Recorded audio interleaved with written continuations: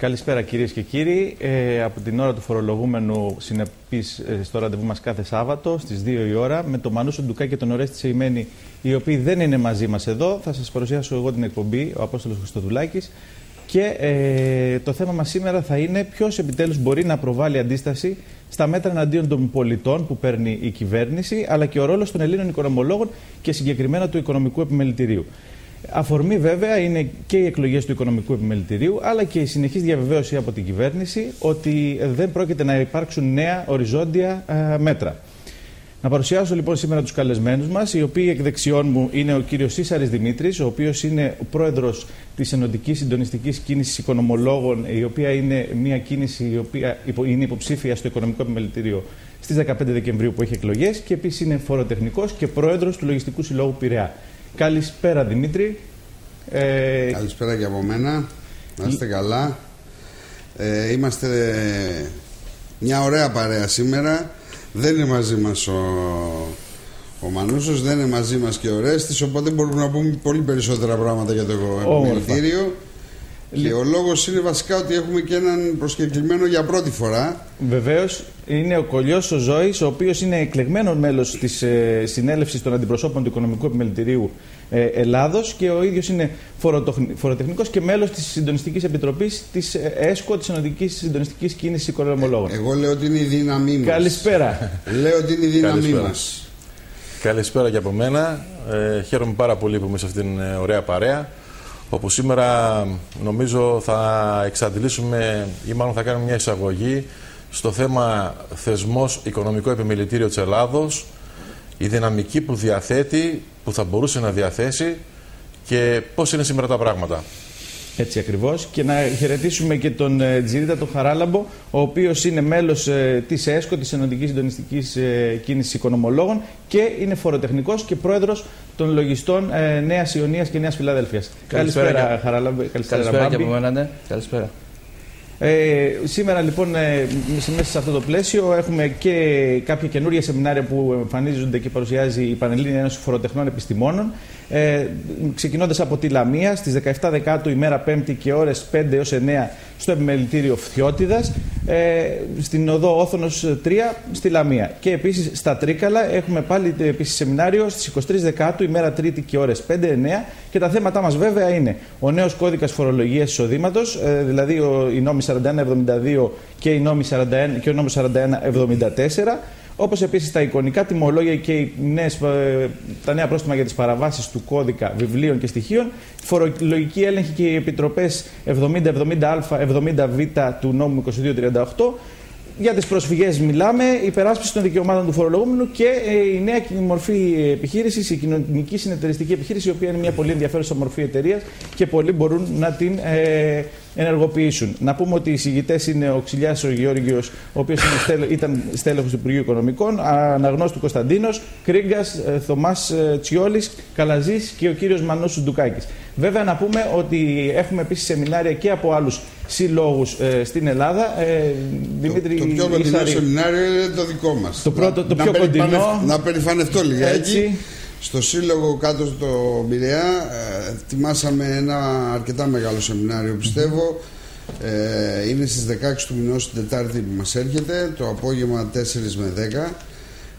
Είναι στο Σαββόητο Ξενοδοχείο, και έχουμε σαν καλεσμένο και κύριο πρόσωπο τον Ηλία τον Κατούδη. Τον ευχαριστούμε πάρα πολύ έτσι και αλλιώς που μας κάνει την τιμή να είναι κοντά μας. Θα μας μιλήσει συγκεκριμένα, όσοι δεν το ξέρετε, είναι ο τέος διευθυντής της φορολογίας εισοδήματος του Υπουργείου Οικονομικών. Θα μας κάνει μια μεγάλη ανάλυση για τον 4172 και τον 4174. Θα έχουμε τον καθηγητή μας τον Ορέστη Σεϊμένη, θα μας πει για τον νέο φόρο ακινήτων. Θα έχουμε μια αναλυτικότατη συζήτηση που έχει να κάνει με τις εκλογές του Οικονομικού Επιμελητηρίου, και νομίζω ότι εκεί θα πάρουν όλοι μια καθαρή γνώμη και καθαρή άποψη του τι σημαίνει Οικονομικό Επιμελητήριο και τι πρέπει να κάνουν στις ερχόμενες εκλογές. Το επόμενο σεμινάριο θα μας το πει ο Μπάμπης ο Τζιρίτας, ο οποίος το διοργανώνει στο Σύλλογο της Νέας Ιωνίας. Ναι. Λοιπόν, με τη σειρά μου εγώ θα πάρω είναι επανάληψη του σεμιναρίου που θα γίνει στο Πειραιά θα γίνει πλέον στα βόρεια προάστια, θα γίνει στη Νέα Ιωνία, στο συνεδριακό κέντρο του Δήμου Νέας Ιωνίας, στις 22 του μηνός, με ακριβώς τα ίδια θέματα που θα περιγραφούν στον Πειραιά. Θα το κάνουμε πλέον και στα βόρεια προάστια, προκειμένου οι συνάδελφοι και οι ενδιαφερόμενοι να δουν τα θέματα αυτά. Είναι θέματα τα οποία άπτονται όλων των λογιστών φοροτεχνών και φυσικά όλων των φορολογουμένων, εφόσον πλέον η φορολογία εισοδήματος και όλα τα θέματα με τα πλαστά και εικονικά τιμολόγια, με τις αποδείξεις, με τα πρόστιμα κτλ. Επιβαρύνει όλο τον κόσμο. Βλέπουμε λοιπόν μια έντονη έτσι, δραστηριοποίηση των συλλόγων και ένα συντονισμό λίγο των συλλόγων όσον αφορά την επιμόρφωση και των συναδέλφων αλλά και των φορολογούμενων λίγο πιο συγκεκριμένα. Και αυτό, να πούμε και το τελευταίο σεμινάριο, το οποίο θα γίνει στις 2 Νοεμβρίου στο Δημαρχείο της Γλυφάδας. Το διοργανώνει ο Σύλλογος Γλυφάδας, ο συνάδελφος και μέλος της Συντονιστικής Επιτροπής της ΕΣΚΟ, ο Θρασίβουλος Ομίαρης. Και θα έχουμε εκεί εισηγητή τον πολύ καλό και εξαίρετο συνάδελφο, τον Βαγγέλη τον Αμπελιώτη. Με τα ίδια θέματα όπως ξέρω. Εγώ θα συμπληρώσω εδώ, αγαπητέ Δημήτρη, ότι βλέπετε υπάρχει μια ένωση των συλλόγων, μια προσπάθεια κοινή. Αυτό το οποίο μεταφράζεται στη συντονιστική κίνηση των οικονομολόγων, την ενωτική αυτή παράταξη, την οποία διεκδικούμε την ψήφο των συναδέλφων οικονομολόγων. Πολύ όμορφα λοιπόν, και να δούμε λίγο, να ξεκινήσουμε την κουβέντα μας με αφορμή τη νέα εγκύκλιο, τη νέα πολυγραφημένη του Υπουργείου Οικονομικών, την 1228, η οποία, Δημήτρη Ίσαρη, προβλέπει ότι πλέον δεν απαιτείται η προσκόμιση της άδειας άσκησης επαγγέλματος λογιστή φοροτεχνικού ή της επαγγελματικής του ταυτότητας ως προαπαιτούμενο δικαιολογητικό για να ξεκινήσει κάποιος να κάνει το λογιστή. Δηλαδή, με λίγα λόγια, οποιοδήποτε, χωρίς να έχει οποιοδήποτε κριτήριο πιστοποίησης, μπορεί και να πάει να κάνει μια έναρξη με αντικείμενο φορολογικός έλεγχος, φορολογικές δηλώσεις, λογιστικές υπηρεσίες κτλ. Το λες πολύ όμορφα. Να ξεκινήσουμε το σχολείο. Το λες πολύ όμορφα. Γιατί μπορεί να φύγει ο μπακάλης από τη γωνία, να πάει στην εφορία και να πει: θέλω να κάνω έναρξη λογιστή. Και θα γίνει έναρξη λογιστή κανονικά. Το εννοώ αυτό, συνάδελφοι. Είναι απίστευτη η εγκύκλειος. Χωρίς ταυτότητα, χωρίς προσόντα, χωρίς πτυχίο, χωρίς καμία κατάρτιση, χωρίς να ελέγξει κανένας, θα πάει στην εφορία, ο μπακάλης στη γωνία ή ο περιτεράς απέναντι και θα κάνει έναρξη. Δηλαδή είναι απίστευτα πράγματα. Και τι γίνεται? Ξύπνησε, λέει, το Οικονομικό Επιμελητήριο. Ο κύριος Κιδωνάκης ξύπνησε, και αφού η εγκύκλειος ψηφίστηκε και δημοσιεύθηκε και μετά όλα ήταν μια χαρά, μετά από 3 μέρες θυμήθηκε να κλείσει ραντεβού με τον κύριο Θεοχάρη να του πει: γιατί την ψηφίσατε, ρε παιδιά, αυτή την εγκύκλιο? Είναι δυνατόν? Και ακολούθησε και η ΠΟΦΕ, άλλο όργανο, η Πανελλήνια Ομοσπονδία, η Ομοσπονδία Αμερικών που έχουν τις θέσεις και τις καρέκλες. Πήγε, λέει, να διαμαρτυρηθεί για την εγκύκλιο. Μα αν είναι δυνατόν? Δεν είχαν ενημερώσει κανέναν. Ο κύριος Θεοχάρης δηλαδή δεν ήξερε ότι θα ψήφιζε αυτή την εγκύκλιο. Του τη φέραν ουρανοκατέβατη και την υπόγραψε. Και δεν ήμαθε κανένας τίποτα. Και το μάθανε αφού ψηφίστηκε. Και τώρα διαμαρτυρόμαστε. Δεν μπορώ να καταλάβω. Δηλαδή, αν αυτό το πράγμα λέγεται Οικονομικό Επιμελητήριο, θα μας τα πει και ο συνάδελφος ο Ζώης σε λίγο, που τα έχει ζήσει από μέσα. Εγώ πραγματικά να ασκήσω το πτυχίο μου και να πάω να γίνω περιτεράς καλύτερα παρά να γίνω λογιστής. Αγαπητέ κύριε Ζώη, ως μέλος της συντονιστικής στη συνέλευση των αντιπροσώπων του και εκλεγμένο του Οικονομικού Επιμελητηρίου, τι σχόλια έχετε? Μπορούμε να τον ακούσουμε, γιατί έχει ενδιαφέρον να μας πει πραγματικά. Και με ποια ταχύτητα, δηλαδή με ποια λογική αντιδρά το Οικονομικό Επιμελητήριο στις κινήσεις του Υπουργείου? Δηλαδή πάμε εκ των υστέρων και καθυστερημένα να διαμαρτυρηθούμε και να κάνουμε μια επίσκεψη, να πιούμε έναν καφέ, ή πρέπει να πάμε πριν να έχουμε ενημέρωση τι πρόκειται να γίνει και από εκεί και πέρα να κάνουμε τις κινήσεις που απαιτείται για να προστατεύσουμε και εμάς και τους φορολογούμενους, βέβαια, έτσι, γιατί αυτό είναι και θέμα ευρύτερα κοινωνικό. Αγαπητοί κύριοι συνάδελφοι, όχι μόνο του πάνελ, αλλά αγαπητοί συνάδελφοι από όλη την Ελλάδα, από κάθε μέρος που ακούτε. Εγώ θα βάλω τα πράγματα λίγο με τη σειρά που πρέπει να έχουν. Οικονομικό Επιμελητήριο. Ο ανώτατος θεσμοθετημένος φορέας του κράτους, σύμβουλος το Υπουργείο Οικονομικών και γενικά των Οικονομικών Υπουργείων.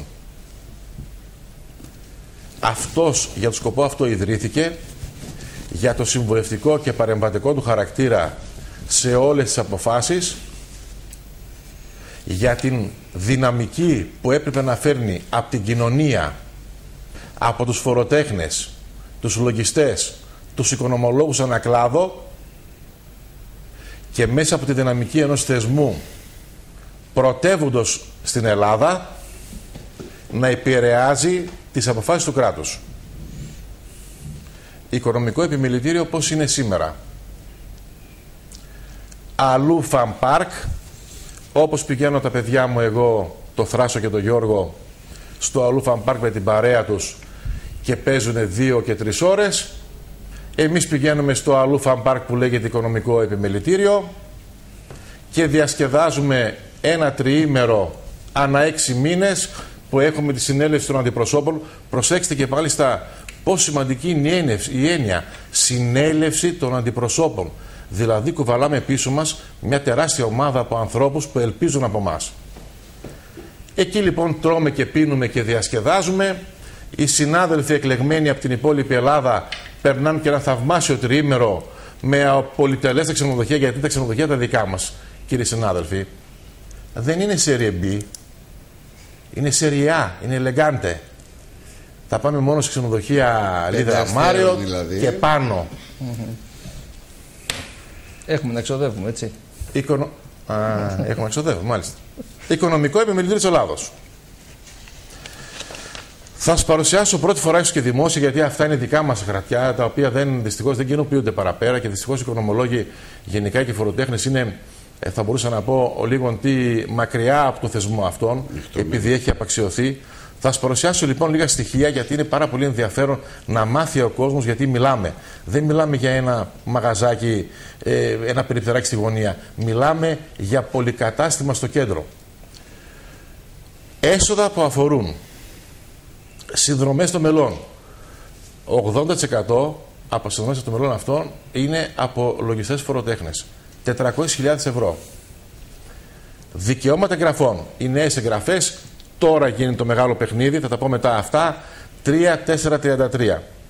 Δικαιώματα εγγραφών, παράβολα αδειών λογιστή φοροτέχνη, 714.945 ευρώ.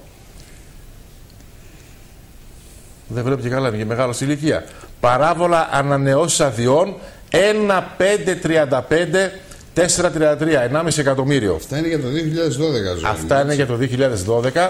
Είναι ο επίσημος οικονομικός απολογισμός του 2012 που μας παραδόθηκε στη συνέλευση των αντιπροσώπων για να το εγκρίνουμε. Λοιπά έσοδα, τέλη δικαιώματα 2.36 και λοιπά έσοδα 2.66. Επιχορηγήσεις 2.56. Ακούστε λοιπόν. Για χιλιάδες μιλάμε. Για 1.000 ευρώ μιλάμε, ναι. Ταμείο. Γιατί μάλλον εμείς πρέπει να τα αξιολογούμε και λίγο, γιατί είμαστε και φοροτέχνες και επειδή κατευθύνουμε και τις τύχες και άλλων ανθρώπων, τουλάχιστον το οίκο μας πρέπει να τα γνωρίζουμε και να τα λέμε. Διαθέσιμο υπόλοιπο 5.755.684 ευρώ και αποθεματικό ταμείο πρόνοιας υπαλλήλων 181.000. Συν πλέον κάτι έσοδα, το Οικονομικό Επιμελητήριο σήμερα διαθέτει 6 εκατομμύρια ευρώ ταμείο, τα οποία κάθονται και κοιμούνται. Τα τοκίζουμε και παίρνουμε τόκους ή τα δανείζουμε στο κράτος για να εξυπηρετήσει ανάγκες. Από αυτά, πού δαπανούμε? Μισθοδοσία 1.879, γιατί έχουμε τους υπαλλήλους του Οικονομικού Επιμελητηρίου. Αποζημιώσεις μελών αυτών που συμμετέχουν στη κεντρική διοίκηση 221.000. Αμοιβές τρίτων είναι κάτι καθηγητές πανεπιστημίου, οι οποίοι μάλιστα την τελευταία στην Γενική Συνέλευση τους έκανα και το εξής ερώτημα. Λέω, επειδή σταματήσαμε τις διαδικασίες και είχαμε για τη Μαριγό που κλαίει το Κυρκώστα μια συνέντευξη εκεί πέρα με 5 καθηγητές πανεπιστημίου, και είπα, αμή τι άλλο θα ήθελα αυτοί οι 5 καθηγητές πανεπιστημίου που είναι στο πάνελ και μας κάνουν το σεμινάριο σήμερα εδώ πέρα, μας λένε ότι είναι γραμμένοι στο Οικονομικό Επιμελητήριο. Και σας διαβεβαιώ, κύριε, ότι αυτοί που λαμβάνουν χρήματα από το Οικονομικό Επιμελητήριο δεν είναι κανένας γραμμένος στον θεσμό αυτόν. Μισθώματα κτηρίων 400.000 περίπου. Γιατί, παιδιά, δεν μπορούμε να βρούμε τώρα που η αγορά είναι νεκρή, που τα ακίνητα είναι σε απαξιωμένα τελείως, να πάνε να αγοράσουμε ένα δικό μας κτίριο, να γλιτώνουμε 400.000 το χρόνο, που είναι τα μισθώματα, με 5 εκατομμύρια απόθεμα, με 1 εκατομμύριο, ξέρετε, κτίριο βρίσκουμε. Το καλύτερο στην Αθήνα. Πρέπει να είμαστε φάτσα κάρτα Μητροπόλεως. Γι' αυτό. Ναι. Δεν γίνεται διαφορετικά. Είναι κοντά η Βουλή, είναι κοντά πολλά. Ναι. Μα πηδάμε και στη Βουλή από εκεί μέσα ορισμένοι, πηδάμε κιόλας και με άλλους τρόπους. Αλλά... Πηγαίνουν, παίρνουν εντολές. Λοιπόν, αφού έχουμε λοιπόν τη δαπάνη αυτή, δημιουργούμε υπόλοιπο ταμιακό κάθε χρόνο, το βάζουμε στην άκρη, γιατί μάλλον στο οικονομικό επιμελητήριο θα έχουμε τίποτε κόρες να παντρέψουμε, να πούμε, και μαζεύουμε χρήματα για να μαζέψουμε την πρίκα τους, να πούμε, να παντρέψουμε μάλλον, γιατί για άλλο σκοπό δεν μπορεί να χρησιμοποιηθεί. Και πάω και ρωτάω τώρα εγώ, προηγουμένως οι συνάδελφοι πάρα πολύ σωστά ανακοινώσει σεμινάρια, ένα προσωπικό αγώνα και συγχαίρω και συμμετέχω σε όλα τα σεμινάρια που κάνετε, σαν μαθητευόμενος και εγώ. Κοντά σας να πούμε, γιατί. Μα όλοι μαθητευόμενοι είμαστε. Ακόμα όλες αυτές τις αλλαγές που συμβαίνουν κατά καιρούς. Και θερμά συγχαρητήρια για όλη την προσπάθεια που κάνετε. Εγώ θα ήθελα όμως να τονίσω κάτι άλλο. Επειδή, αγαπητέ κύριε Ίσερη, οργανώνεται ένα σεμινάριο τώρα. Είναι δωρεάν. Όχι βέβαια. Δεν μπορεί ο σύλλογος, δεν έχει την οικονομική δυνατότητα να το κάνει δωρεάν. Πάρα πολύ σωστά. Επειδή εμείς που προεδρεύουμε σε ορισμένους συλλόγους, όπου και εγώ είμαι πρόεδρος στην ΑΕΠΟΣΕ, ξέρουμε ότι τον αγώνα για να μπορέσουμε να σταθούμε πλάι στον συνάδελφο μέσα από συλλόγους τον τραβάμε 2, 3, 4 άτομα, όχι παραπάνω. Έτσι είναι, αλήθεια. Και επειδή δυστυχώς οι εποχές είναι πάρα πολύ δύσκολες να μπορούμε να χρηματοδοτούμε, αναγκαζόμαστε να βάζουμε κονδύλια από την τσέπη μας τεράστια, αλλά να ζητάμε από τον συνάδελφο αυτά τα 40, 50, 60, 70 ευρώ να συμμετέχει σε ένα σεμινάριο. Διακόπτω, το βάλαμε 20 ευρώ το σεμινάριο αυτό, συγκεκριμένο, για να μπορέσει να έρθει ο κόσμος να επιμορφωθεί. Καλά κάνετε. Και θα φάμε από τα αποθεματικά του συλλόγου τα ελάχιστα που έχουν μείνει για να μπορέσουμε να το βγάλουμε πέρα. Πολύ καλά κάνετε. Το ίδιο θα συμβεί και σε εμάς στην Νέα Ιωνία. Πολύ καλά κάνετε, κύριε Σιρήτα. Μπράβο σας, συγχαρητήρια. Εγώ είμαι πάντα και κοντά στα σεμινάρια αυτά και σας είπα, σαν απλός μαθητής, θα καθίσω και να ακούσω τα νέα του περίφημου ελληνικού κράτους. Αλλά εγώ θέλω να κάνω το εξής ερώτημα. Τα κονδύλια τα οποία διαθέτει το Οικονομικό Επιμελητήριο για επιμόρφωση τελεχών, και μάλιστα έχω να σας ανακοινώσω ότι υπήρξα και πρόεδρος Επιτροπής της επιμόρφωσης τελεχών των μελών του Επιμελητηρίου. Ξέρετε πώς είναι, κύριοι συνάδελφοι, όταν το Επιμελητήριο από εμάς τα όρια, τα ζώα, να πούμε, παίρνει 2 εκατομμύρια ευρώ.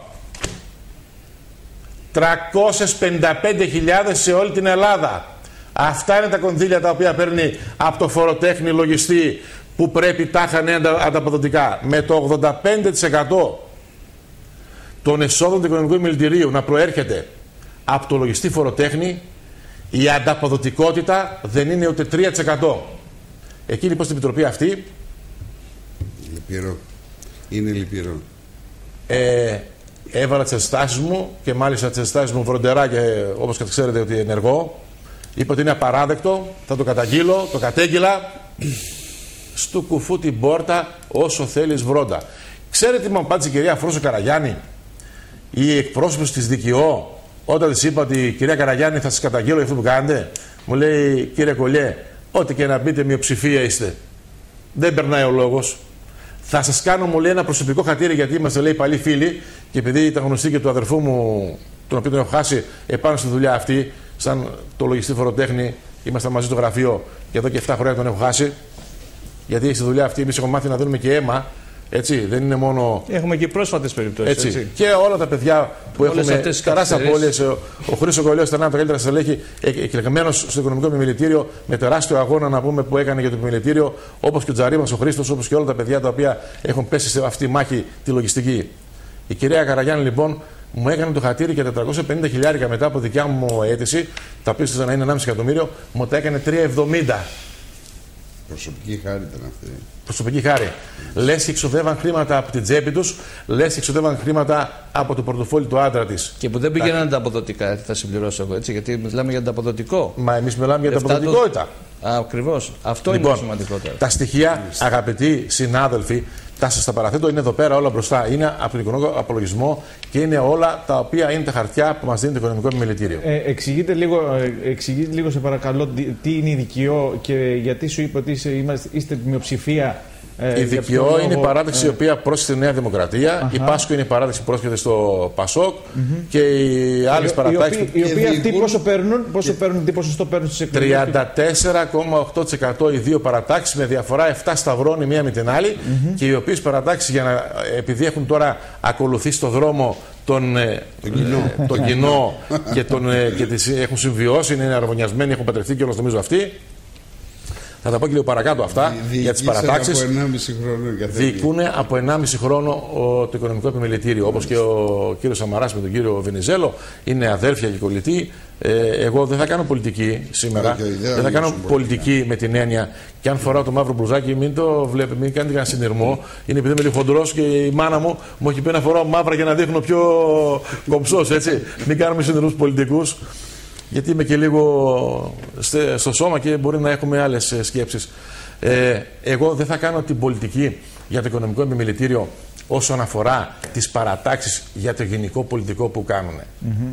Εγώ θα κάνω ότι σήμερα ο Έλληνας οικονομολόγος, από όποια θέση και αν βρίσκεται, είτε είναι λησφοροτέχνης, είτε είναι δημόσιος υπάλληλος, είτε είναι αστυνομικός οικονομολόγος, είτε είναι στρατιωτικός οικονομολόγος, είτε είναι πυροδότης οικονομολόγος, είτε είναι ιδιωτικός υπάλληλος, είτε είναι διευθυντής σε μια τράπεζα, ή είναι υπάλληλος σε μια τράπεζα, είτε είναι σε μια εταιρεία διευθυντής, πρέπει να καταλάβει ότι αυτή η ώρα είναι η σημαντικότερη ώρα για τον κλάδο μας.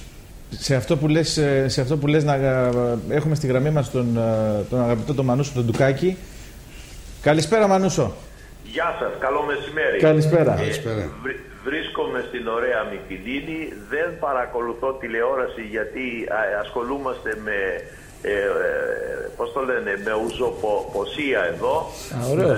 Όμως από αυτά τα λίγα που άκουσα από τον συνάδελφο τον Κολλιό το Ζώη, του δίνω συγχαρητήρια και με έπεισε και εμένα ότι πρέπει να σηκωθούμε από τις πολυθρόνες μας, από τους καναπέδες μας, από τις δουλικές παρατάξεις που μέχρι σήμερα είμαστε και να προσπαθήσουμε να βοηθήσουμε την οικονομία μας, να βοηθήσουμε την Ελλάδα, να βοηθήσουμε τους νέους ανθρώπους, γιατί το οικονομικό επιμελητήριο δυστυχώς έχει εσωστρέφεια μνημονιακή και οι παρατάξεις της ΔΚΟ, Νέα Δημοκρατία, Πάσχο, ΠΑΣΟΚ και ΠΟΦΕ μόνο με επιβολή φόρων ευχαριστιώνται συγχαίροντας τον Υπουργό Οικονομικών. Δυστυχώς η τρομοκρατία, η φορολογική του κυρίου Μαυραγάνη και του κυρίου Θεοχάρη έχει δυστυχώς υποτάξει και πολλούς οικονομολόγους, ενώ έπρεπε να σταθούμε με ψηλά το κεφάλι. Μα αυτό κατήγγειλε και ο αγαπητός ο Ζώης, ότι υπάρχει καταρχήν άστοχη διαχείριση στο οικονομικό επιμελητήριο και ουσιαστικά υπάρχει η πλειοψηφία των δύο παρατάξεων, οι οποίες είναι και λογικό να λαμβάνουν και κάποιες κατευθυντήριες γραμμές, έτσι δεν είναι? Ακριβώς. Σωστό. Αυτό που πρέπει να κάνουμε λοιπόν είναι να στραφούμε λίγο προς πιο ανεξάρτητες. Χαιρετίζω και τον πρόεδρο της ΕΣΚΟ και τον Ειρήνα του Πάμπη. Καλή δύναμη εύχομαι. Βεβαίως ο συνάδελφος ο Κολλιός έχει τέτοια δυναμική που δεν έχω τίποτα να πω παραπάνω. Να σας πω ότι και εγώ αγαπάω, οι Έλληνες αντιμετωπίζονται από το Υπουργείο Οικονομικών ως αφαιρέγγια πρόσωπα. Είναι αυτό πολύ αρνητικό για να πάμε μπροστά. Χθες ήμουνα σε ένα αραβώνα και ήμουνα καλεσμένος από το μέρος της Νύφης. Και όταν είπε ο πατέρας της Νύφης στο γαμπρό ότι ξέρεις δεν θα παντρευτείς την κόρη μου έτσι, έχει και το κατητή. Λέει ο γαμπρός, τι το κατητή έχει? Έχει λέει 2 σπίτια που θα τις γράψω. Λέει άμα τις γράψει τα 2 σπίτια δεν την παντρεύομαι. Αυτά λέει να τα κρατήσετε εσείς. Και πραγματικά ο φόρος κατοχής που επιβάλλεται στα ακίνητα, επειδή βέβαια τα ακίνητα δεν μπορούν να μετακινηθούν, είναι τρομακτικός, υπάρχει δίμευση της περιουσίας και εμείς σαν οικονομικό επιμελητήριο, εφόσον μας ψηφίσουν οι συνάδελφοι, θα στραφούμε κατευθείαν ενάντια του Υπουργείου Οικονομικών της Τρόικας, διότι δεν επιτρέπεται ο πληστηριασμός της πρώτης κατοικίας που ετοιμάζει το Υπουργείο Οικονομικών και η κυβέρνηση τέλος του χρόνου. Δεν θα βάλουμε 300.000 οικογένειες Έλληνες να κοιμούνται κάτω από γεφύρια και μέσα σε χαρτόνια, όπως μου είπε εδώ ένας φίλος μου Μυτιληνιός. Αυτά τα πράγματα είναι ενάντια στο συμφέρον του κράτους και όλοι ξέρουμε ότι το όνειρο μέχρι σήμερα του κάθε Έλληνα ήταν να έχει ένα κεραμίδι, να έχει ένα σπίτι. Αυτό το όνειρο λοιπόν της κατοικίας δεν θα το χαραμίσουμε ούτε στους τοκογλύφους, ούτε σε τρίτους, ούτε σε φορέφωνα της κυβέρνησης, σε υποταγμένους της Τρόικας, σε φιλογερμανούς για να μας εξευτελίζουν. Εγώ ήθελα να σας ευχηθώ καλή δύναμη, συνέχεια, και από εδώ από τη Μυτιλήνη σας στέλνω τους συναδελφικούς χαιρετισμούς και το ψηφοδέλτιό μας πλαισιώθηκε από υποψηφίους οι οποίοι πραγματικά χαίρουν εκτίμησης και είναι μεγάλης εμβέλειας στο νησί και στα διπλανά, τόσο στη Λίμνο όσο και στη Χίο. Καλή δύναμη σας ευχαριστώ. Καλή συνέχεια. Και πολύ σωστά είπε και εκεί πέρα τοπικά αλλά και εδώ στην Αθήνα έχουμε συντονιστεί, όπως είναι και ο σκοπός της παράταξης αυτής της ΕΣΚΟ, έχουμε συντονιστεί λογιστικοί σύλλογοι και φορολογικοί σύμβουλοι, οικονομολόγοι, λογιστές, εφοριακοί συνάδελφοι από το δημόσιο. Ναι, και όλοι πολλοί εφοριακοί είναι μαζί μας και πρέπει να το πούμε αυτό. Κάνε το σχολείο σου σε αυτό. Γιατί νομίζω ότι είμαστε η φωνή τους. Δεν υπάρχει πλέον ΠΟΕΔΟΗ. Δεν ακούει κανείς την ΠΟΕΔΟΗ και εμπιστεύονται πραγματικά εμάς, γιατί αποδείξαμε όλο αυτό το διάστημα αλλά και στο μέλλον ότι θα είμαστε και θα είμαστε πάντα δίπλα τους. Να σχολιάσω κάτι γενικά συνεχίζοντας για την... Δεν πειράζει. Ο πρόεδρος είναι πάντα αγαπητός, είναι πάντα κέριος σε αυτά που λέει σε όλα και επίκαιρος. Και εγώ θέλω όμως να τονίσω λίγο, να μπω να συνεχίσω λίγο την κουβέντα μου για τον συνάδελφο οικονομολόγο από ποια θέση βρίσκεται. Πριν συνεχίσεις, να σου κάνω άλλη μια διακοπή. Έχουμε τον συνάδελφο Θανάση Παπαθανασίου στη γραμμή μας. Καλησπέρα, Θανάση. Καλησπέρα. Καλησπέρα, Θανάση μας. Καλησπέρα, κύριε Θανάση. Έχεις κάποια παρέμβαση να κάνεις? Ακούς το θέμα μας, το οποίο είναι έτσι αρκετά σοβαρό για την κοινωνία γενικότερα και για τους οικονομολόγους λίγο πιο συγκεκριμένα αυτή την περίοδο. Βεβαίως. Ακούμε. Λοιπόν, επειδή η εκπομπή είναι πάρα πολύ ενδιαφέρουσα και όχι μόνο το γεγονός και μόνο ότι πάρα πολλοί συνάδελφοι, πάρα πολλοί φοροτέχνες, πάρα πολλοί οικονομολόγοι παρακολουθούν την εκπομπή και είναι τόσο ενθουσιασμένοι και τόσο που μπορούν να ενδιαφερθούν για το καινούριο αυτό θέμα της σύστασης της συντονιστικής κίνησης των ανεξάρτητων οικονομολόγων, θεωρώ σκόπιμο ότι η εκπομπή, επειδή συμμετέχει στο όλο σύστημα και σήμερα παρακολουθώ και βλέπω ότι υπάρχει ένας αξιολόγος συνάδελφος ο οποίος αναλύει πλήρως του οικονομικού επιμελητηρίου, είναι ένα ευχάριστο γεγονός. Και όχι μόνο. Απλά επειδή η ΕΣΚΟ, διαπιστώνοντας την παρέμβαση στο όλο σύστημα, χτυπάται ανελαίητα από διάφορες επιτροπές, συνδικαλιστικές παρατάξεις και για θέματα τα οποία δεν έχει ενδιαφερθεί μέχρι τώρα κανένας, διαπιστώνοντας ότι κάθε παράταξη θέλει να οικειοποιηθεί. Το γεγονός ότι είναι η πιο αρμόδια για να εκφράσει τους οικονομολόγους, φοροτέχνες, λογιστές και όσους έχουν άμεσο σχέση με το οικονομικό επάγγελμα, η οικειοποίηση αυτή δεν πρέπει να περάσει. Θανάση, μου ευχαριστούμε πολύ. Και εγώ ευχαριστώ. Να είσαι καλά και καλούς αγώνες. Εύχομαι καλή εκπομπή.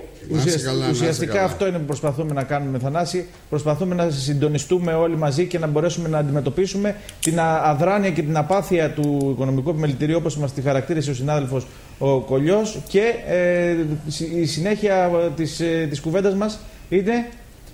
Κύριε Θέλω να σου πω κάτι και να σου τονίσω κάτι. Εμείς από τον οικονομολόγο, τον λογιστή του φοροτέχνη, δεν ζητάμε με κανένα λόγο να αποποιηθεί των πολιτικών του πεποιθήσεων. Εμείς δεν ζητάμε από κανέναν να φύγει από τη Νέα Δημοκρατία, από το ΠΑΣΟΚ, από το ΣΥΡΙΖΑ, από το ΚΚΕ, από οπουδήποτε και να βρίσκεται. Εμείς ζητάμε τον Έλληνα οικονομολόγο μία φορά στη ζωή του να καταλάβει ότι αυτή η εποχή που περνάμε είναι ένα κρίσιμο πεδίο το οποίο είναι γεμάτο με νάρκες.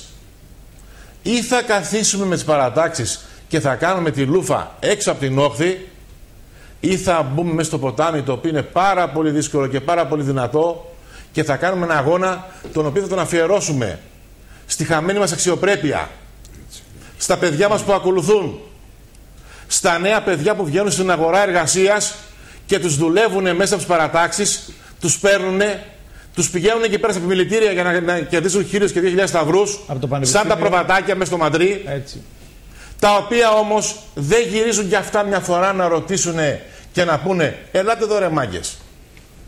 Εντάξει, να ψηφίσω ΔΚΟ γιατί ο μπαμπάς μου είναι Νέα Δημοκρατία και η μαμά μου είναι Νέα Δημοκρατία.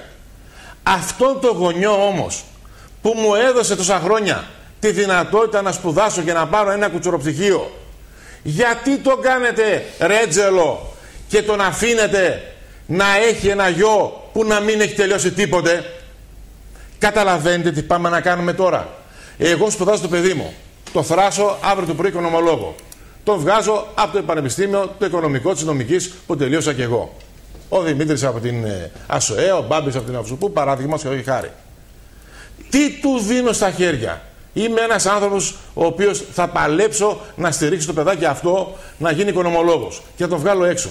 Τι του δίνω στα χέρια, βρε παιδιά? Ένα γραφείο που ορίστε, από τη μια μέρα ορίστε εγκύκλειος. Δεν του δίνω τίποτε. Όσο του δίνει και ο άλλος ο οποίος δεν θα έχει χαλάσει τα 200 χιλιάρικα αυτά, τα 100, έτσι, και θα του ανοίξει ένα περίπτερο, ένα βετζινάδικο, ξέρω εγώ, ένα αφανοποιείο, και θα είναι και με ένα κεφάλαιο. Δηλαδή, τα δικά μας τα παιδιά, οι οικονομολόγοι νέα, τα νέα παιδιά οικονομολόγοι, στερούνται και ποσά κεφαλαίου έναν των παιδιών που δεν έχουν τελειώσει τίποτε. Γιατί εμείς πατεράδες τα φάγαμε τα χρήματα αυτά να τα σπουδάσουμε, ενώ οι άλλοι τα έχουν στην άκρη κτλ. Άρα λοιπόν. Και χαμένος χρόνος πληρώνω. Και χαμένος χρόνος, βεβαίως. 4-5 χρόνια έχεις απόλυτο δίκιο. Και 5 χρόνια χαμένα. Και αγωνίες με τα παιδιά. Και αγωνία. Και τελικά, τι τον βγάζουμε το παιδί, αυτόν τον νέο οικονομολόγο? Έχω στο γραφείο μου, εγώ ένα γραφείο. Περιπτερά. Έτσι, που έρχονται πάρα πολλά παιδιά για δουλειά και πρακτική. Τους λέω, παιδιά, μισό λεπτάκι. Να πούμε τα πράγματα με την αλήθεια. Δουλειές σήμερα δεν υπάρχουν. Πιο εύκολα κερδίζει το λότο και το τζόκερ παρά να βρει σήμερα δουλειά. Κάντε όμως μια προσπάθεια. Κάντε όμως ένα αγώνα. Διαβάστε. Τους τραβάμε να ξαναδιαβάσουν πάλι και μου λένε, μα κύριε Κολλιέ, τι να πρωτοδιαβάσουμε? Τι να πρωτοκάνουμε? Τι να πρωτοδούμε? Τι να πρωτοβούμε στα παιδιά? Να έρθουν στα γραφεία μας να τους διδάξουμε κώδικα? Ποιο κώδικα? Μήπως το ξέρουμε εμείς? Αφού κάθε μέρα αλλαγές είναι. Κάθε μέρα παρουσιάζονται νέες μορφές φορολογίας εισοδήματος. Κάθε μέρα νέα μορφή ΦΠΑ. Γίνεται ένα λαλού. Δηλαδή, βγάζουμε ανθρώπους από τα οικονομικά πανεπιστήμια, τους δουλεύουν, τους παίρνουν στις παρατάξεις μέσα. Έτσι. Και τελικά είναι τα παιδιά τα οποία δεν έχουν καμία επαγγελματική αυτοκίνηση στα χέρια τους. Με την υπόσχεση ότι θα τους βρουν δουλειά. Τώρα αυτά είναι παραμύθια, έτσι. Επίσης θέλω να πω κάτι σημαντικό. Εγώ δεν θέλω να μιλήσω μόνο ότι σε αυτόν τον αγώνα πρέπει να ενεργοποιηθούν άπαντες συλλογιστές, φοροτέχνες, οικονομολόγοι κτλ. Εγώ καλώ, και αύριο θα συμμετέχω γίνεται ένα τρίμηνο συνέδριο σε γυμναστηριούχων, με γυμναστήρια. Εγώ καλώ όλο τον κόσμο να καταλάβει το εξής πράγμα που είναι πάρα πολύ σημαντικό. Όποιον γνωστό, φίλο, συγγενή, οικονομολόγο έχουν, πρέπει να τον αφυπνίσουν, να τον στείλουν κοντά στην ΕΣΚΟ, στην οποία και εμείς όλοι προσχωρήσαμε, γιατί όλοι ήμασταν από κάποιες παρατάξεις. Όταν ο κύριος Ίσαρης είπε αυτή μαζί με κάποια ομάδα, εγώ δεν ήμουν στο ιστορικό σχήμα, όταν έμαθα για την ομάδα αυτή ότι είναι μια ομάδα ενωτική, προσχώρησα χωρίς να βγάλω καμία ανάσα. Είπα ναι, κοντά στα παιδιά αυτά και εγώ να βάλω το λιθαράκι μου, κοντά στον δάσκαλο του Σεϊμένη, κοντά στον πρόεδρο τον Ντουκάκη, κοντά στον Ίσαρη, τον αξιόλογο επιστήμονα, κοντά στον Τζερίδα, κοντά στον Χρυστοδουλάκη, κοντά σε όλα τα παιδιά αυτά, για να μπορέσουμε να δείξουμε και να δείξουμε, εμείς που τάχα λέμε ότι είμαστε χωριά συνδικαλιστές και συμμετέχουμε στα όργανα, ότι δεν πάμε καθόλου προσωπικά να κερδίσουμε τίποτε. Σήμερα, κύριοι συνάδελφοι, εδώ αυτές τις δικαιολογίες, ότι δεν μπορώ, έχω τα παιδιά μου, παίρνω τηλέφωνο κάθε μέρα, έχω το παιδί που πάω στο φροντιστήριο, άρρωσε η πεθερά μου, πήρα να πάω αυτό, έχω το αυτό, έχω το άλλο. Εδώ τώρα δεν έχουμε πλέον. Τους κάνανε αδιάφορους. Η απαξίωση που ήρθε μέσα από το θεσμό του Οικονομικού Επιμελητηρίου, όταν αφήνουμε κάποιον Παντελή και κάποιον οποιοδήποτε άλλο Αμπελιώτη και κάποιον Κορομιλά και κάποιον αυτοί, οι οποίοι δεν εκπροσωπούν τίποτε απολύτως, να έχουν γνώμη στα δημόσια κανάλια, στις δημόσιες τηλεοράσεις. Αξιόλογοι συνάδελφοι, δεν λέω, αλλά αν θέλουν να κάνουν διαφήμιση στο γραφείο τους, να πληρώσουν κανένα φράγκο να κάνουν διαφήμιση. Εκεί που βγαίνουν στα δημόσια κανάλια αυτά, πρέπει να έχει το θάρρος από πίσω, να έχεις θάρρος γνώμης και να μπορείς να έχεις έναν λαό ο οποίος θα είναι σύμφωνος με αυτά που λες εσύ. Τι κάνουν προσωπική διαφήμιση? Έχουμε τα δημόσια κανάλια, κάνουν προσωπική διαφήμιση του κάθε λογιστάκου, ο οποίος ούτε καν γραφείο δεν έχει. Το είπε και άλλη φορά. Έτσι. Είναι παρατρεχάμενοι του Υπουργείου. Αυτοί οι οποίοι συμμετέχουν στις επιτροπές, επιτρέπεται αυτός ο οποίος συμμετέχει, ο Αμπελιώτης ο Βαγγέλης, προσωπικός μου φίλος, επιτρέπεται να μην έχει λογιστικό γραφείο και να πουλάει προγράμματα μισθοδοσίας και να με εκπροσωπεί εμένα στον κώδικα βιβλίου και στοιχείων? Έτσι ακριβώς. Μάθετε να λέτε την αλήθεια σε αυτή τη χώρα. Αυτή η χώρα έχει δύο πράγματα που την έχουν πλήξει και την έχουν κάνει ένα ισοπεδωτικό πράγμα το οποίο δεν μπορεί να συνέλθουμε. Το πρώτο πράγμα είναι ότι δεν σκεφτόμαστε. Το δεύτερο πράγμα είναι ότι λέμε ψέματα όλοι. Εγώ δεν έχω μάθει να μιλάω με τη γλώσσα του ψεύτη.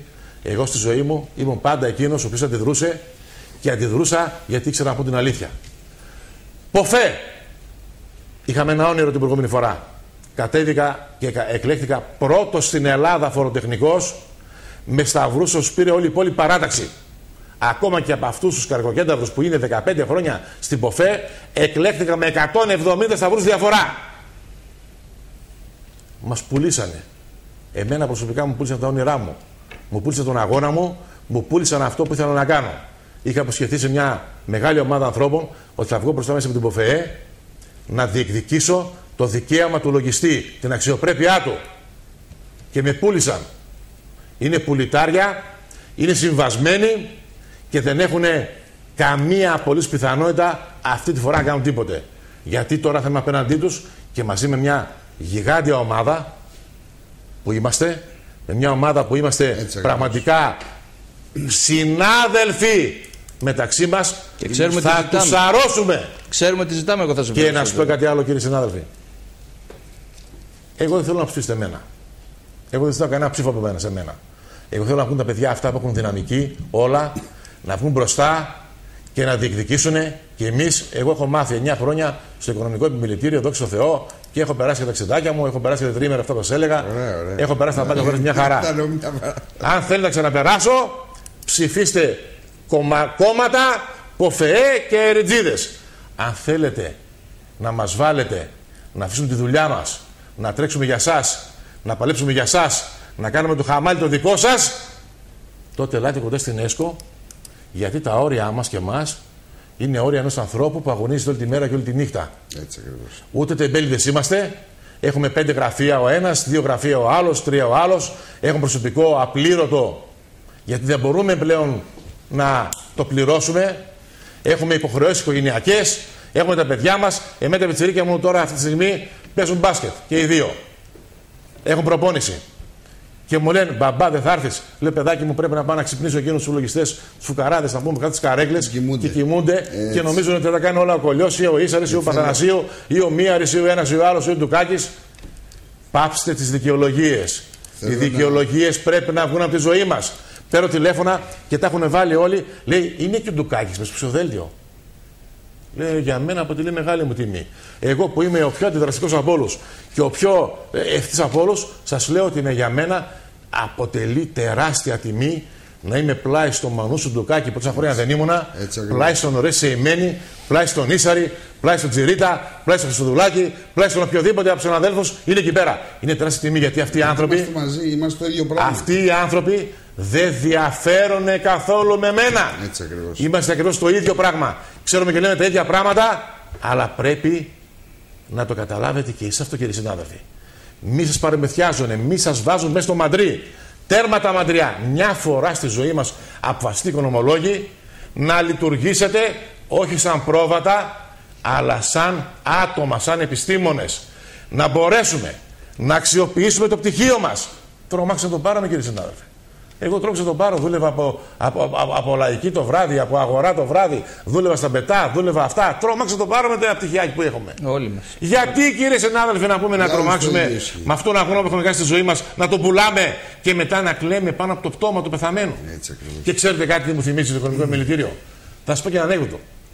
Πέθανε ένας γέρος 100 χρονών και πήγαν θάψουν στο χωριό του κάτω. Στον δρόμο λοιπόν που τον πήγαιναν στην κακιά σκάλα, ανοίγει η νεκροφόρα, πέφτει ο πεθαμένος κάτω, ο γέρος, μπαμπαμπα από το βουνό, κάτω μες στη θάλασσα, περνάει ένα κότρο, το χτυπάει, περνάει ένα αυτό, το χτυπάει, κύματα στο βράχο από εδώ από εκεί, το ξεβράζουν σε μια παραλία. Τον βρίσκουν δύο παιδάκια, τον παίρνουν και τον πάνε στον γιατρό. Και γυρίζει και λέει ο γιατρός, 5 λεπτά πιο γρήγορα να το θέλατε, θα είχε ζήσει ο γέρος. Αυτό μου θυμίζει το οικονομικό επιμελητήριο. Τάχα θυμούνται ένα πεθαμένο πράγμα, μια απόφαση η οποία είναι πλέον τελεσίδικη. Ότι 5 λεπτά πιο γρήγορα το ξέρανε θα μας είχαν σώσει, κύριε συνάδελφε. Δεν θα έκανε το λογιστή να πούμε να είναι τελευταία τρύπα φλογέρας. Εγώ από αύριο το πρωί, αν η ΕΣΚΟ δεν είναι πρώτη παράταξη, κύριε συνάδελφοι, φεύγω από το λογιστικό επάγγελμα και θα γίνω γιατρός. Αν δεν μπορείς. Μα δεν μπορείς. Δικηγόρος. Δεν μπορείς. Μηχανικός. Δεν μπορείς. Συμβολιογράφος. Σε όλα δεν μπορείς, φίλε, ωραία. Αυτοί μπορούν να γίνουν λογιστές. Αυτοί μπορούνε. Όλοι. Α, μπορούνε. Γιατί δεν έχουν. Μπορούνε αυτοί να γίνουν λογιστές. Εγώ δεν μπορώ να γίνω γιατρός. Και γυναικολόγος μάλιστα. Θα περιποιούμε τις κυρίες, όλες τις κτλ. Άμα θέλετε να με κάνετε γυναικολόγο, μη μας ψηφίσετε και αφήστε μας να πούμε να γίνουμε κι εμείς κάτι άλλο. Αλλά αν δεν μπορούμε εμείς. Γιατί υδραυλικοί μπορούμε να γίνουμε? Ούτε καν. Ηλεκτρολόγοι να βγάλουμε πιστοποιητικά? Ούτε καν. Ο ηλεκτρολόγος μπορεί να γίνει λογιστής. Άνετα. Άμα θέλει, κάνει για ένα επάγγελμα. Δεν ανοιχτό επάγγελμα να είμαστε. Αυτά ήθελα να πω για πρώτη δόση. Αφήνω τα παιδιά να αναλύσουν. Θέλω να συμπληρώσω ότι η αδιαφορία αυτή που μας δέρνει και πραγματικά είναι ό,τι χειρότερο στον κλάδο μας. Τώρα που ασχολήθηκα λίγο περισσότερο και κάνουμε όλη αυτή την κινητοποίηση, βλέπω ότι είναι πολύ μεγάλη σε αριθμό στην επαρχία. Καλά. Δυστυχώς λυπάμαι που το λέω. Ξυπνήστε, συνάδελφοι λογιστές, οικονομολόγοι της επαρχίας. Ξυπνήστε. Πραγματικά δεν μπορώ να καταλάβω γιατί είστε τόσο αδιάφοροι. Μίλησα χτες με έναν συνάδελφο σε ένα από τα ωραιότερα νησιά του κόσμου. Ξέρετε τι μου είπε? Τι με απασχολεί σε μένα με το οικονομικό επιμελητήριο? Εδώ πνιγόμαστε. Και ξέρετε τι έλεγε ο τηλεφωνητής του? Ότι δουλεύουμε 9 με 3, Δευτέρα με Παρασκευή. Και λέω, είναι δυνατόν? Υπάρχουν τέτοια γραφεία στην Ελλάδα που δουλεύουν μόνο 9 με 3? Αδιαφορία πλήρης. Δημήτρη μου, σε αυτό είπε κάτι ο Μπάμπης πάρα πολύ σημαντικό προηγουμένως, το οποίο θέλω να το πω γιατί συμφωνώ απόλυτα μαζί του. Δεν φταίνε μόνο οι συνάδελφοι. Έτσι. Ο θεσμός του οικονομικού επιμελητηρίου, του ανώτατου οργάνου θεσμικού στο κράτος, έχει απαξιωθεί τόσο πολύ που είναι πλέον. Γιατί να πάω? Ακριβώς στο μυαλό και λέει γιατί να πάω, τι να κερδίσω. Εγώ, σας λέω και το άλλο. Συγγνώμη τώρα που σας παρεμβαίνω. Έτσι, θα πω και το άλλο. Βοηθήστε μας τα 6 εκατομμύρια ευρώ του οικονομικού επιμελητηρίου, μείον 1 εκατομμύριο που θα πάρουμε ένα κτίριο, να γίνουμε παράταξη διοικούσα, θα τα μοιράσουμε στους λογιστές, φοροτέχνες, δικαιούχους. Δεν κάνω πλάκα. Γιατί δικά μας λεφτά δεν είναι? Αυτοί που τα πέρα από τη τσέπη μας δηλαδή, δεν έχουμε δικαίωμα και να τα ζητήσουμε πίσω. Και μπορεί να τα μοιράσουμε σε χρήμα, θα τα μοιράσουμε όλα σε παροχές. Οι μεγαλύτεροι επιστήμονες μπορούν να γίνουν. Όλα σε παροχές. Σε γνώσεις, οι οποίες γνώσεις θα μεταφερθούν. Έτσι ακριβώς. Γιατί ανάγκη δεν έχουμε μόνο εμείς, κύριοι και κυρίες μου, δεν έχουμε ανάγκη να μορφωθούμε και τον εαυτό μας. Εμείς το παρέχουμε στην κοινωνία. Και ξέρετε κάτι, εάν ο επιχειρηματίας, και αυτό πρέπει να εξυπηρετήσουν και οι επιχειρηματίες. Εγώ έχω σκοπό από εδώ και πέρα μαζί με τη διοίκηση, θα πάμε όλοι μαζί και να πιάσουμε και τα εμπορικά επιμελητήρια. Εάν ο επιχειρηματίας δεν έχει δύναμη στο λογιστή του, είναι αποτυχημένος. Έτσι ακριβώς. Εάν ο συνταξιούχος δεν έχει ποιος τον υποστηρίξει, ποιος περιμένετε να σας υποστηρίξουν. Εκείνα τα γεροντάκια με τα μπαστούνάκια που πηγαίνουν εκπρόσωποι των συνταξιούχων να πάνε στο Θεογάρι. Εμπιστευτείτε τον Έλληνα φοροτεχνικό, οικονομολόγο, επιχειρηματία. Όταν γίνουμε δυνατοί εμείς, θα αποκτήσετε δικαιώματα κι εσείς. Αν είμαστε εμείς αδύναμοι και φουκαράδες, θα πεθάνετε στην ψάθα. Πέρσι και φέτος, ζωή μου, το ζήσαμε εμείς περισσότερο από όλο τον κόσμο. Ακριβώς. Ερχόντουσαν στα γραφεία και παρακαλάγανε, κάντε κάτι εσείς. Μα Δημήτρη, δεν λέω κάτι που δεν το ξέρουμε, ωραία παιδιά. Αυτά που συμβαίνουν. Κάντε κάτι. Βγάζουμε την κοινωνία και την μεταφέρουμε εδώ πέρα να την ακούσει, αφού τα ξέρετε όλοι. Εγώ με τον Μπάμπη έχω διαφορά, αφού την ίδια δουλειά κάνουμε. Με σένα, με το. Ρε παιδιά, για όνομα του Θεού να μου. Αυτά που λέμε τουλάχιστον εμείς εδώ πέρα, αυτή η παρέα. Είμαστε άνθρωποι οι οποίοι κάνουμε την ίδια δουλειά. Έχει εισοδήματα από άλλο, παιδάκι μου. Έχει ακίνητα. Έχει τίποτα εισοδήματα από καμία. Εγώ, παιδιά, δεν έχω όλα εισοδήματα. Και τα εισοδήματά μου είναι πάρα πολύ μειωμένα. Κάποτε ήμουν άρχοντας. Τώρα τα εισοδήματά μου είναι μειωμένα αρκετά. Δεν μπορώ να κάνω ούτε κοινωνικό έργο που θέλω να προσφέρω. Μαχόμενοι λογιστές είμαστε. Να συνοψίζουμε σιγά-σιγά. Προχωράμε γιατί. Κάνε τον επίλογο. Θα τα συμπληρώσω και για τα επόμενα. Να πάμε στο επόμενο. Μαχόμενοι λογιστές είμαστε. Οι οποίοι ανά πάσα στιγμή βλέπουμε το φορολογούμενο δίπλα μας και αντιμετωπίζουν τα προβλήματά του. Ακριβώς. Το πρώτο πρόβλημα. 14 Δεκάτου λήγουν τα ε9, για να αναφερθούμε και σε κάποια πιο φλέγοντα θέματα. Μην μπούμε σε Τη Δευτέρα το απόγευμα θα δοθεί παράταση. Θα δοθεί παράταση. Ο κόσμος έρχεται με επιφύλαξη. Μετά να πούμε ότι. Το ζήτησε υποφέ, Μπαμπή, μην σταγωριέσαι. Ναι, εντάξει, βρήκαμε τώρα, άμα υποφέ.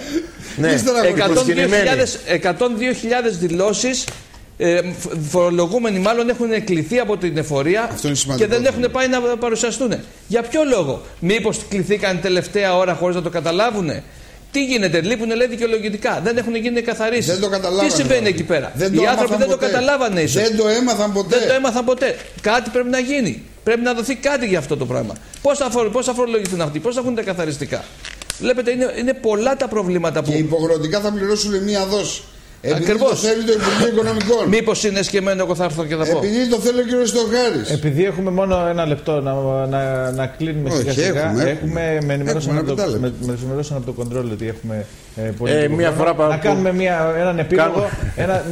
Να συνοψίσουμε λοιπόν, να πούμε ότι το νόημα της κουβέντας, Δημήτρη Ίσαρη, είναι. Ελάτε μαζί μας, παιδιά.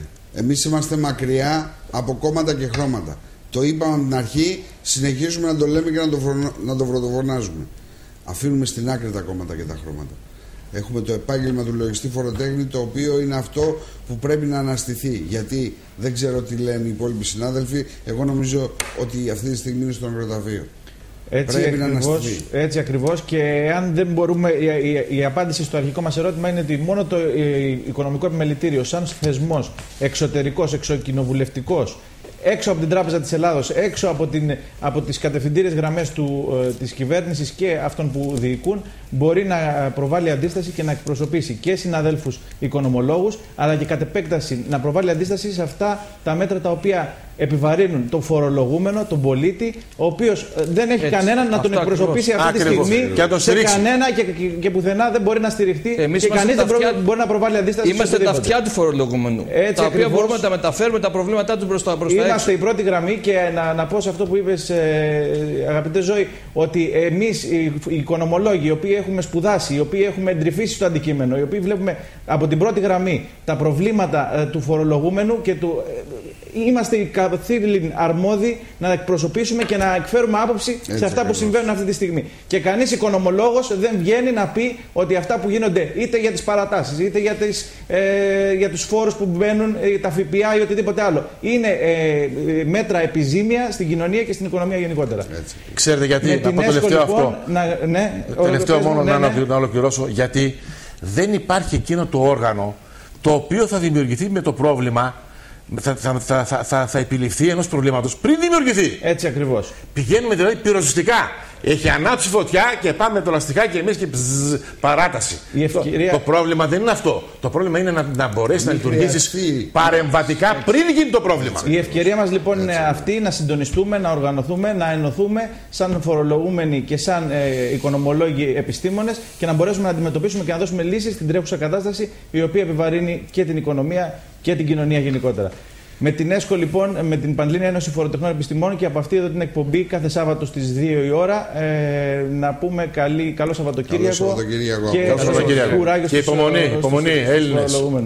Καλό σας απόγευμα. Γεια σας.